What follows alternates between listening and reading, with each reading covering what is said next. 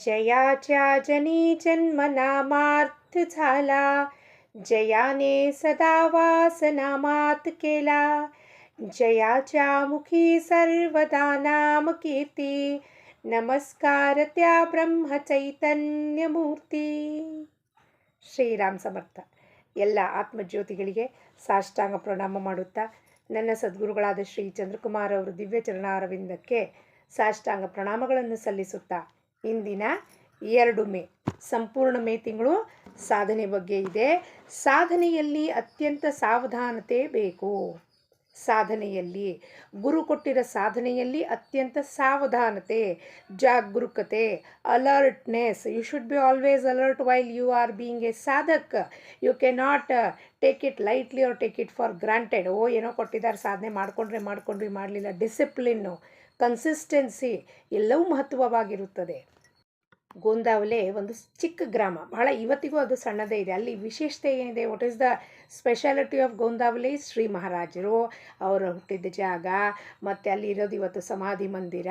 ಸುತ್ತಮುತ್ತಲದಲ್ಲಿ ಒಂದು 10-15 ಅಂಗಡಿ ಇದಾವೆ ಅಷ್ಟೇ. ಅಷ್ಟು ಬಿಟ್ಟು ಇನ್ನೇನೂ ಇಲ್ಲ. ನಮಗಲ್ಲಿ ರಾತ್ರಿ 8 ಗಂಟೆ ಆದಮೇಲೆ ಏನೂ ಕಾಣಿಸೋದು ಇಲ್ಲ. ಯಾಕೆಂದರೆ ಅಲ್ಲಿ ಏನೂ ಇಲ್ಲ. ಅಲ್ಲಿ ಮಹತ್ವ ಇರೋದು ಕೇವಲ ಅಲ್ಲಿ ಮಹಾರಾಜರ ಮಂದಿರ, ಮಹಾರಾಜರು, ಮತ್ತು ಅಲ್ಲಿ ಸಾಧನೆಗೆ.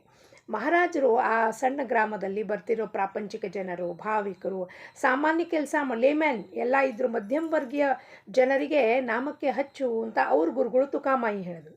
ಸೊ ಸಾಮಾನ್ಯ ಜನರಿಗೆ ಏನು ಮಾಡ್ತಿದ್ರು? ಅವರು ಸಾಮಾನ್ಯ ರೀತಿಯಲ್ಲಿ ದೊಡ್ಡ ಶಬ್ದ ಬಳಕೆ ಮಾಡಿ ಅಹಂ ಬ್ರಹ್ಮಾಸ್ಮಿ, ತತ್ವಮಸಿ, ಇದನ್ನು ತಿಳ್ಕೊಬೇಕ್ರಿ, ಆ ಸ್ಥಿತಿಯಲ್ಲಿ ನಾಮಸ್ಮರಣೆ ಮಾಡಬೇಕು ಇಲ್ಲ. ಅವರಿಗೆ ಪ್ರಾಪಂಚಿಕ ಎಕ್ಸಾಂಪಲ್ಸ್ ಕೊಟ್ಟು, ಅವರ ವೃತ್ತಿಗೆ, ಅವರ ಆಕ್ಯುಪೇಷನ್ಗೆ ಹೊಂದುವಂಥ ಎಕ್ಸಾಂಪಲ್ಸ್ ಕೊಟ್ಟಾಗ ಅವ್ರ ಮನಸ್ಸು ಮುಟ್ಟಿ ಅವರು ಎಲ್ಲರೂ ನಾಮಕ್ಕೆ ಒಳಗೆ ಎಳ್ಕೊಂಬರ್ತಿದ್ರು ಅವರನ್ನು. ಇನ್ನು ಶಾಸ್ತ್ರಿ, ಪಂಡಿತರು, ವಕೀಲರು ತರ್ಕ ವಿತರ್ಕ ಮಾಡೋಕ್ಕೆ ಇವನೇನು ಸಾಧು ಇದ್ದಾನೆ, ಲಂಗೋಟಿ ಹಾಕ್ಕೊಂಡಿದ್ದವನು ಏನು ಭಾರಿ ಪಾಠ ಹೇಳ್ಕೊಡ್ತಾನೆ ಅಂತ ನೋಡಲಿಕ್ಕೆ, ಪರೀಕ್ಷೆ ಮಾಡಲಿಕ್ಕೆ ಬಂದರೆ ಅವ್ರಿಗೂ ಕೂಡ ಮಹಾರಾಜರು ಯಾವತ್ತೂ ಅವ್ರಿಗೆ ಕಡೆಗಣಿಸ್ತಿರ್ಲಿಲ್ಲ. ಮಹಾರಾಜರಿಗೆ ಗೊತ್ತಿರ್ತಿರ್ಲಿ ಯಾಕೆ ಬಂದಿದ್ದಾರಪ್ಪ. ಆದರೆ ಅವ್ರ ಜೊತೆನೂ ತರ್ಕ ವಿತರ್ಕ ಮಾಡಿ ವಾದ ಮಾಡ್ತಿದ್ರು. ಅಂದರೆ ಹೆಂಗೆ ವಾದ ಮಾಡ್ತಿದ್ರಪ್ಪ? ಪ್ರೀತಿಯಿಂದ ವಾದ ಮಾಡಿದ್ದಾಗ ಏನಾಗ್ತಿತ್ತು? ಕಡೆಗೆ ಅವ್ರ ಮನಸ್ಸು ಕರಗಿ, ಇಲ್ಲ ಮಹಾರಾಜರು ಏನೇನೋ ವಿಲಕ್ಷಣವಾದ ಶಕ್ತಿ ಉಂಟು ಅಂತ ಹೋಗುವಾಗ ಎಲ್ಲರೂ ಭಗವಂತನ ರಾಮನಾಮ ಸ್ಮರಣೆಯನ್ನು, ರಾಮನಾಮದ ಅನುಗ್ರಹ ತೊಗೊಂಡು ಅವ್ರ ಹತ್ರ ಪುನಃ ಬರೋಕ್ಕೆ ಶುರು ಮಾಡ್ತಿದ್ರು. ಅಂದರೆ ಮಹಾರಾಜರ ಕೆಲಸ ಏನಿತ್ತು? ಯುಕ್ತಿಯಿಂದ. ಸ್ಕಿಲ್ ಏನಪ್ಪ? ನೀವು ಏನೇ ತರ್ಕ, ನಿಮ್ಮ ಲಾಜಿಕಲ್ ಮೈಂಡು, ಬುದ್ಧಿ ಹಚ್ಚಿ ಬನ್ನಿ ಇಲ್ಲಿ, ಆದರೆ ನಿಮ್ಮ ಬುದ್ಧಿ ಪಾಲಟ್ ಮಾಡುವ ನನ್ನ ಕೆಲಸ ಏನು?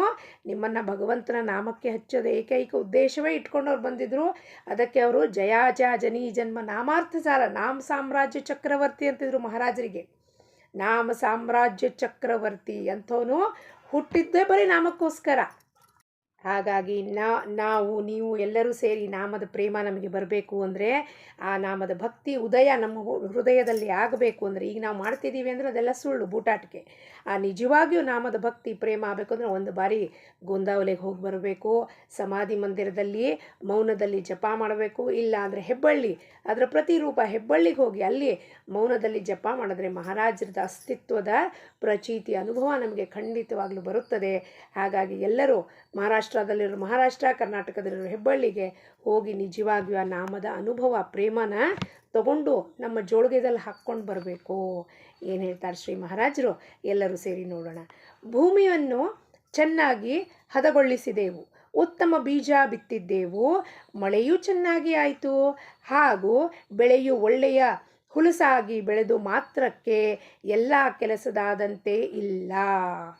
ಭೂಮಿ को स्वच्छ किया, भूमि स्वच्छ किया, अच्छा बीज डाला, बहुत अच्छा बारिश आया और बहुत अच्छा क्रॉप्स हार्वेस्ट भी बहुत अच्छा हो गया. लेकिन ये सब करने की वजह से फार्मर सोचेगा मेरा काम ख़त्म हो गया, तो ऐसा नहीं है. ಅದು ಭ್ರಾಂತಿ. ಅದು ಏಕೆಂದರೆ ಒಂದೊಂದು ಮೆಟ್ಟಿಲು ಮುಂದೆ ಹೋದಂತೆ ದಕ್ಷತೆ ವಹಿಸುವ ಅವಶ್ಯಕತೆ ಹೆಚ್ಚಾಗುತ್ತದೆ. एक कदम जैसा फार्मिंग में होते जाएगा वैसा दक्षते, सावधानते, जागरूकते, whatever words you put, it becomes alertness becomes necessary. ಭೂಮಿಯು ಚೆನ್ನಾಗಿ ಬೆಳೆದರೂ ಅದು 2 ಕಾರಣಗಳಿಂದ ನಾಶವಾಗುವ ಸಂಬಂಧವಿರುತ್ತದೆ. 1, ದನಕರುಗಳು ಆ ಹೊಲದಲ್ಲಿ ಹೊಕ್ಕು ಬೆಳೆ ನಾಶಪಡಿಸಬಹುದು. 2, ಕೀಟ ಇಲ್ಲವೇ ಮಿಡತೆ ಮುಂತಾದಗಳು ಉಪದ್ರವದಿಂದ ಬೆಳೆಯು ನಾಶವಾಗುತ್ತದೆ. ಇವುಗಳಲ್ಲಿ ಮೊದಲನೆಯ ಕಾರಣವು ಸ್ವಲ್ಪ ಸ್ಥೂಲ ರೂಪವಾಗಿರುತ್ತದೆ. ಹಾಗೂ ಎರಡನೇ ಕಾರಣವು ಸ್ವಲ್ಪ ಸೂಕ್ಷ್ಮವಾಗಿರುತ್ತದೆ. ಹೊಲಗಳಲ್ಲಿ ದನಕರುಗಳು ಹೊಕ್ಕಿ ಬೆಳೆಗಳನ್ನು ನಾಶಪಡಿಸುತ್ತಾ ಇದ್ದರೆ ಅದು ಕೇವಲ ನೋಡುತ್ತಾ ಇರುವುದರಿಂದಲೇ ಸಹಜವಾಗಿ ನಮಗೆ ತಿಳಿಯುತ್ತದೆ ಹಾಗೂ ಅವುಗಳನ್ನು ಹೊರಗಡೆ ಓಡಿಸಲು ಬರುತ್ತದೆ. ಆದರೆ ಕಿಡೆ ಹತ್ತಿದರೆ ಹೋಗಿ ಸೂಕ್ಷ್ಮವಾಗಿ ನೋಡಬೇಕಾಗುತ್ತದೆ. ಕಿಡೆ ಹತ್ತಿದ್ರೆ ಹೊರಗಡೆಯಿಂದ ನಿಂತ್ಕೊಂಡು ನೋಡಿದ್ರೆ ಕಾಣಿಸೋದಿಲ್ಲ ನಮಗೆ. ಸೂಕ್ಷ್ಮವಾಗಿ ಅಂದರೆ more you have to go inside. ಹೊಲದಲ್ಲಿ ಹೋಗಿ ಒಂದೊಂದು ಆ ತೆನೆನ ತೆಗೆದು ಅದನ್ನು ನೋಡಿದಾಗ ಅಯ್ಯೋ ಸಣ್ಣ ಸಣ್ಣ ಸಣ್ಣ ಸಣ್ಣ ಹುಳ ಎಲ್ಲ ಹಾರಾಡ್ತಿದ್ದಾವೆ, ಅದಕ್ಕೆ ಹುಳ ಹತ್ತಿದೆ ಅಂತ ಸೂಕ್ಷ್ಮವಾಗಿ ಕಾಣಿಸುತ್ತೆ. ಅಂದರೆ ನಮಗೆ ಏನಾಗುತ್ತೆ, ಸ್ಥೂಲದಲ್ಲಿ ಅಂದರೆ ದನ ಕರುಗಳು ಕಣ್ಣಿಗೆ ಕಾಣಿಸುತ್ತೆ, ಕೀಟಕಗಳು ಕಣ್ಣಿಗೆ ಅಷ್ಟು ಬೇಗ ಕಾಣಿಸುವುದಿಲ್ಲ.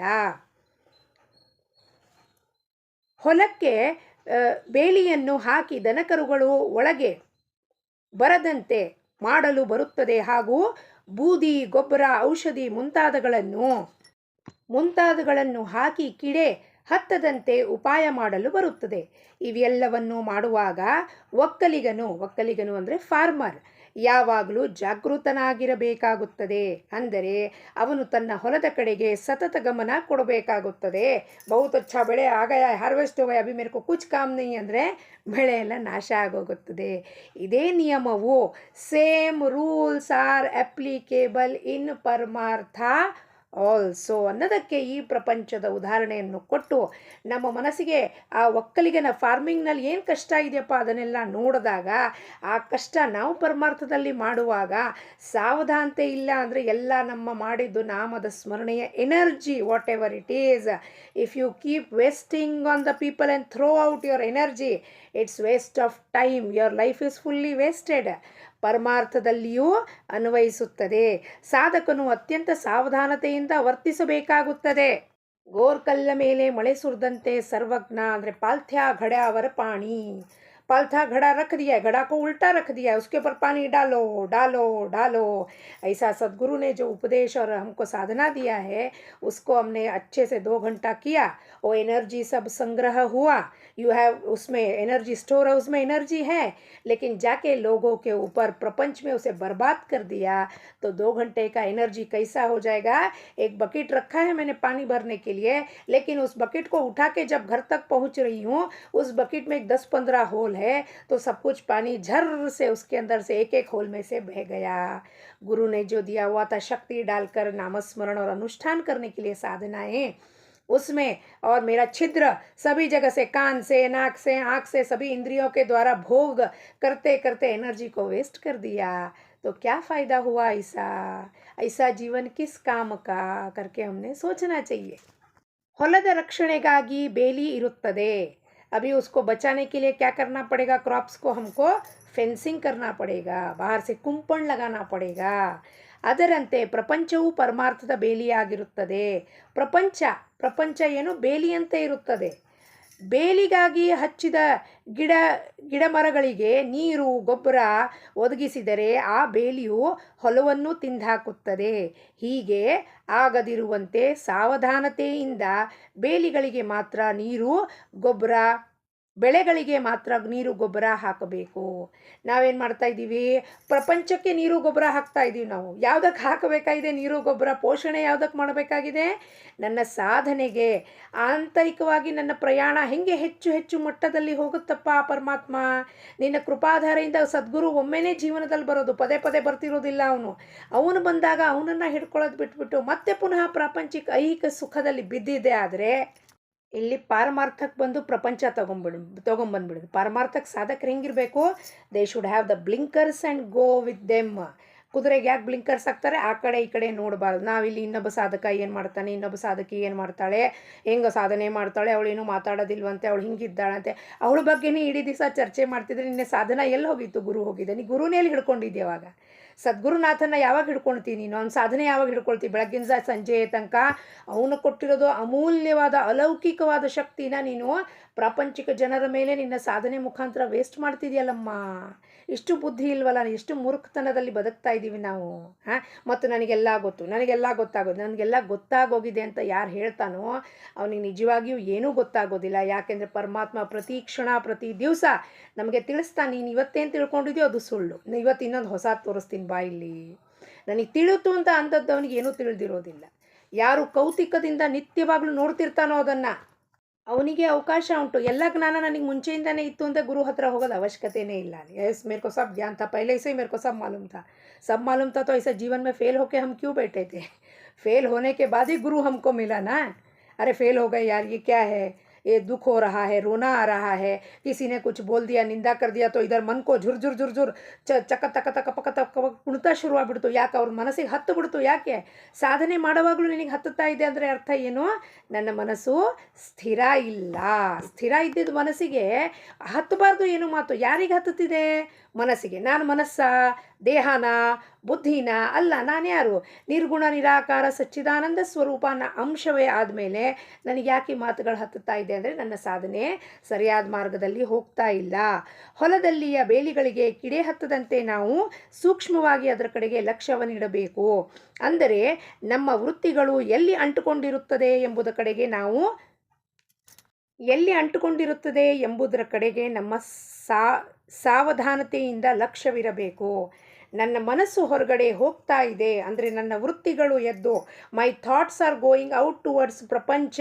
ಪರಮಾರ್ಥದಲ್ಲಿ ಬಂದರೂ ಪ್ರಪಂಚನೇ ಆಗೋಯ್ತದು. ಯಾವಾಗ ನನ್ನ ಲಕ್ಷ್ಯ ಬೇರೆಯವ್ರ ಕಡೆ ಇದೆ, ಇವ್ರು ಯಾಕೆ ಹಿಂಗೆ ಹೇಳಿದ್ರು, ಇವ್ರು ಯಾಕೆ ನನ್ನನ್ನು ತೆಗೆದಾಕಿದ್ರು, ಇವ್ರು ಯಾಕೆ ಮಾತಾಡಿಸ್ತಿಲ್ಲ, ಇವ್ರೇನು ಮಾಡ್ತಾರೆ.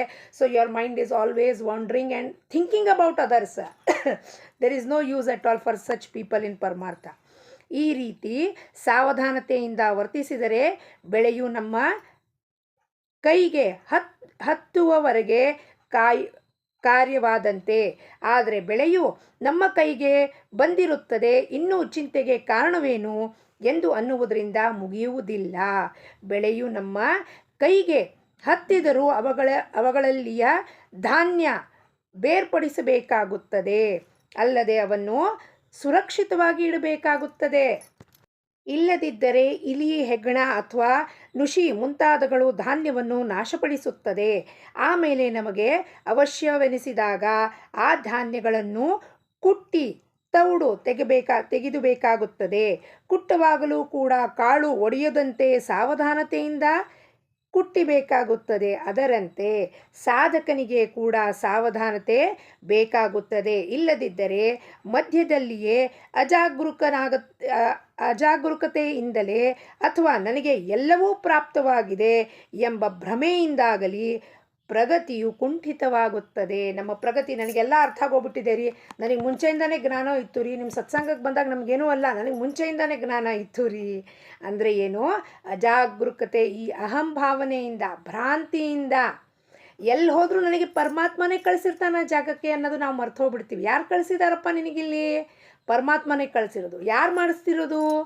ಪರಮಾತ್ಮ ಅನ್ನೋಣ, ಗುರುನಾಥ ಅನ್ನೋಣ. ಅವನೇ ಒಂದು ಜಾಗದಿಂದ ಇನ್ನೊಂದು ಜಾಗಕ್ಕೆ ಜ್ಞಾನವನ್ನು ಪಡ್ಕೊಳ್ಳಿಕ್ಕೆ ಏನು ನಿನಗೆ ಗೊತ್ತಿಲ್ವೋ, ಏನು ಅಜ್ಞಾನ ತುಂಬಿಕೊಂಡಿದೆಯೋ ಅದನ್ನೆಲ್ಲ ಮರೆಮಾಚಲಿಕ್ಕೆ ನಮ್ಮನ್ನು ಎಲ್ಲ ಕಡೆಗೂ ಅವನೇ ಚಲನವಲನ ಮಾಡಿ ಕಳಿಸ್ತಿರ್ತಾನೆ. ಬುದ್ಧಿ ಕೊಡ್ತಾನೆ, ಮನಸ್ಸು ಕೊಡ್ತಾನೆ, ಹೋಗಪ್ಪ ಅಂತ. ಅದು ನನಗೆ ಎಲ್ಲ ಪ್ರಾಪ್ತಿಯಾಗ್ಬಿಟ್ಟಿದೆ ಅಂದರೆ ನನ್ನ ಪ್ರಗತಿ ಕುಂಠಿತವಾಯಿತು. ಈಗ ಇದಕ್ಕೆ ಒಂದು ಸಾಕ್ಷಿ ನೋಡೋಣ. ಅಂದರೆ ಈ ಸ್ಟೇಟಸ್ನಲ್ಲಿ ಹಾಕುವ ಎಲ್ಲ ವೀಡಿಯೋಸು, ಒಂದು ದಿವಸ ಒಂದು ಹುಡುಗ ಬಂದ, ಅವನು ಹೇಳ್ದ, ಅಕ್ಕ ನಾ ಈ ಎಲ್ಲ ವೀಡಿಯೋಸ್ ತೊಗೊಳ್ಳ ನಿಮ್ಮದು, ಏನು ಮಾಡ್ತೀಪ್ಪ, ನಾ ಇದನ್ನೆಲ್ಲ ಕಂಪೈಲ್ ಮಾಡಿ ಒಂದು ಯೂಟ್ಯೂಬ್ ಚಾನಲ್ ತೆಗಿತೀನಿ. ಅವನು ಚಿದಂಬರನ ಭಕ್ತ. ಏನು ಬಾಟಮ್ ಲೈನ್ ಏನು ತಿಳ್ಕೊಬೇಕು ಅಂದರೆ, ಹರಿಹರದಲ್ಲಿ ಭೇದವಿಲ್ಲ ಅಂದರೆ ರಾಮನಲ್ಲಿ ಚಿದಂಬರನಲ್ಲಿ ಭೇದ ಇಲ್ಲಕ್ಕೆ ಇದೇ ಒಂದು ಸಾಕ್ಷಿ ತೋರಿಸ್ಕೊಟ್ಟ. ಏನು ಮಾಡ್ತೀಪ್ಪ, ನಾನು ಚಿದಂಬರ ಧ್ಯಾನ ಮಂದಿರ ಚಾನಲ್ ಓಪನ್ ಮಾಡ್ತಿದ್ದೀನಿ, ಅದರ ಎಲ್ಲ ಇದನ್ನು ಹಾಕ್ತೀನಿ, ದಿವಸ ಎಲ್ಲ ಫುಲ್ ಮಾಡಿ ಅದಕ್ಕೆ ಮ್ಯೂಸಿಕ್ ಎಲ್ಲ ಹಾಕಿ ಆ ಕೆಲಸ ರೆಕಾರ್ಡ್ ಇದನ್ನು ಹೇಳಲಿಕ್ಕೆ ಬರುತ್ತದೆ, ಆದರೆ ಆ ಕೆಲಸ ನನಗೆ ಬರೋದಿಲ್ಲ. ಅದಕ್ಕೆ ಇನ್ನೊಬ್ಬರನ್ನ ತಯಾರಿಟ್ಟಿರ್ತಾನೆ. ಈ ಟೆಕ್ನಾಲಜಿ, ಟೆಕ್ನಿಕ್ಯಾಲಿಟೀಸು ಇದೆಲ್ಲ ನನಗೆ ಇದ್ರ ಜಾಣತನ ಇಲ್ಲ ನನ್ನ ಹತ್ರ. ಆ ಜಾಣತನ ಇಲ್ಲದಿದ್ದಾಗ ಪರಮಾತ್ಮ ಏನು ಮಾಡ್ತಾನೆ? ನಿನ್ನ ಹತ್ರ ಜಾಣತನ ಇಲ್ಲ, ಇನ್ನೊಬ್ಬ ಯಾರ ಹತ್ರ ಜಾಣತನ ಇದೆಯೋ ಅವನನ್ನು ಸೇರಿಸ್ತಾನೆ. ಸೇರಿಸಿ ಏನು ಮಾಡ್ತಾನಪ್ಪ? ನೋಡಿಲ್ಲಿ ಇಲ್ಲೊಂದು ಕಾರ್ಯ ಆಗಬೇಕಾಗಿದೆ, ಆ ಹುಡುಗ ಯಾರು ನನಗೆ ಗೊತ್ತಿಲ್ಲ, ನಾನು ಯಾರು ಆ ಹುಡುಗನಿಗೆ ಗೊತ್ತಿಲ್ಲ. ಏನು ಮಾಡ್ತಾನೆ ಪರಮಾತ್ಮ? ಇಬ್ಬರನ್ನು ಜೋಡಿಸ್ತಾನೆ. ಆ ಕೆಲಸ ವ್ಯಾಪಕವಾಗಬೇಕು ಅಂದರೆ ಅಲ್ಲಿ ಪರಮಾತ್ಮನ ಅಧಿಷ್ಠಾನ ಇಲ್ಲಾರದೆ ಆ ಕೆಲಸ ಆಗ್ಲಿಕ್ಕೆ ಸಾಧ್ಯತೆಯೇ ಇಲ್ಲ. ಸುಂದರವಾಗಿ ಮ್ಯೂಸಿಕ್ ಹಾಕ್ತಾನೆ, ಅದನ್ನೆಲ್ಲ ಕಂಪೈಲ್ ಮಾಡ್ತಾನೆ. ಅದನ್ನು ಮಾಡುವಂಥ ಬುದ್ಧಿ ಪ್ರೇರಣೆ ಕೊಟ್ಟಿದ್ದಾರೆ ಅವನಿಗೆ, ಅದು ಭಗವಂತನೇ ಕೊಟ್ಟಿರೋದು, ಆ ಚಿದಂಬರ ಕೊಟ್ಟಿರೋದು. ಮಹಾರಾಜರು ಚಿದಂಬರ ಇಬ್ಬರೂ ಸೇರಿ ಈ ಕೆಲಸ ವ್ಯಾಪಕವಾಗಿ ಎಲ್ಲ ಜಗತ್ತಿಗೆ ಗೊತ್ತಾಗಬೇಕು ಅನ್ನೋದನ್ನು ಪ್ರಯತ್ನ. ಪರಮಾತ್ಮನ ಇಚ್ಛೆ ಇಲ್ಲದೇ ಕೆಲಸ ಆಗ್ಲಿಕ್ಕೆ ಸಾಧ್ಯತೆಯೇ ಇಲ್ಲ. ಆ ಹುಡುಗ ಎಲ್ಲಿರ್ತಾನೋ, ನಾನು ಎಲ್ಲಿರ್ತೀನಿ, ಒಬ್ರಿಗೊಬ್ರಿಗೆ ಸಂಬಂಧ ಇಲ್ಲ, ಪರಿಚಯ ಇಲ್ಲ. ಪರಿಚಯ ಇಲ್ಲದೆ ಇದ್ದಾಗ ಆಗುವ ಕೆಲಸ ಪರಮಾತ್ಮನ ಕೆಲಸ. ಅದು ಅಲ್ಲಿ ಪರಮಾತ್ಮನ ಅಧಿಷ್ಠಾನ ಇರುತ್ತೆ. ನಮ್ಮ ಪ್ರಗತಿ ಕುಂಠಿತ ಆಗಬಾರ್ದು ಅಂದರೆ ಏನು, ಪರಮಾತ್ಮನ ಕೈವಾಡ ಪ್ರತಿಯೊಂದು ಮಾತಲ್ಲೂ ಇರುತ್ತೆ ಅನ್ನೋದು ತಿಳ್ಕೊಬೇಕು. ಹಾಗಾಗಿ ಆ ಹುಡುಗ ಪವನ್ ಕುಮಾರ್ ಕುಲಕರ್ಣಿ ಅವನ ಚಾನಲ್ನ ಚಿದಂಬರ ಧ್ಯಾನ ಮಂದಿರ ಚಾನಲ್ನ ಎಲ್ಲರೂ ಸಬ್ಸ್ಕ್ರೈಬ್ ಮಾಡಿ. ನಿತ್ಯವಾಗಲೂ ಆ ಪ್ರವಚನ ಇಲ್ಲಿ ನನ್ನ ಚಾನಲ್ ಕೇಳಿದ್ರೇನು, ಆ ಚಾನಲ್ನಲ್ಲಿ ಕೇಳಿದ್ರೇನು, ಎರಡೂ ಒಂದೇ, ಭೇದವಿಲ್ಲ. ಹಾಗಾಗಿ ನಾವು ಯಾವಾಗ ನಮ್ಮ ಮನಸ್ಸನ್ನು ವಿಶಾಲ ವ್ಯಾಪಕ ಮಾಡ್ತೀವೋ, ಪರಮಾತ್ಮನ ಕೈವಾಡ ಪ್ರತಿಯೊಂದು ಚಿಕ್ಕ ಚಿಕ್ಕ ಮಾತಲ್ಲೂ ಗುರುತು ಪರಿಚಯ ಇರಬೇಕಾಗಿಲ್ಲ. ಅದಕ್ಕೆ ಪರಮಾತ್ಮ ಅಲ್ಲಿ ಕೆಲಸ ಮಾಡ್ತಿದ್ದಾನೆ ಅನ್ನೋದನ್ನು ತೋರಿಸ್ಲಿಕ್ಕೆ ಇದು ಒಂದು ಸಾಕ್ಷಿ ಅನುಭೂತಿ. ಇದು ನಮಗೆ ಕೊಡೋದು ಪ್ರತಿಯೊಂದು ಮಾತಲ್ಲೂ ಪರಮಾತ್ಮ, ಅಪ್ಪ ನಿನ್ನ ಕೈವಾಡ ಹೆಂಗಿದೆಯಪ್ಪ. ಇಲ್ಲ ಅಂದರೆ ಆ ಹುಡುಗ ಎಲ್ಲಿರ್ತಾನೋ ಗೊತ್ತಿಲ್ಲ, ನಾನು ಎಲ್ಲಿರ್ತೀನಿ ಅವನಿಗೆ ಗೊತ್ತಿಲ್ಲ, ಒಬ್ರನ್ನೊಬ್ರನ್ನ ಹೆಂಗೆ ಮಾತಾಡ್ಸಿದ್ವಿ ಗೊತ್ತಿಲ್ಲ. ಆದರೆ ಈ ಕೆಲಸ ಅವ್ನು ಮಾಡಲಿಕ್ಕೆ ಬಹಳ ಉತ್ಸಾಹದಿಂದ, ಭಕ್ತಿಯಿಂದ, ಶ್ರದ್ಧೆಯಿಂದ ಮಾಡ್ತಿದ್ದಾನೆ. ಇದರಲ್ಲಿ ಯಾರ ಕೈವಾಡ ಇದೆಯಪ್ಪ? ನನ್ನ ಕೈವಾಡ ಇದೆಯಾ, ಅವನ ಕೈವಾಡ ಇದೆಯಾ? ಅಲ್ಲ, ಪರಮಾತ್ಮನ ಕೈವಾಡ.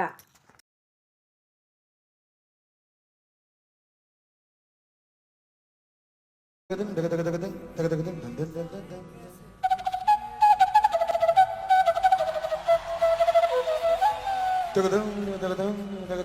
dagadang, dagadang, dagadang, dagadang, dagadang.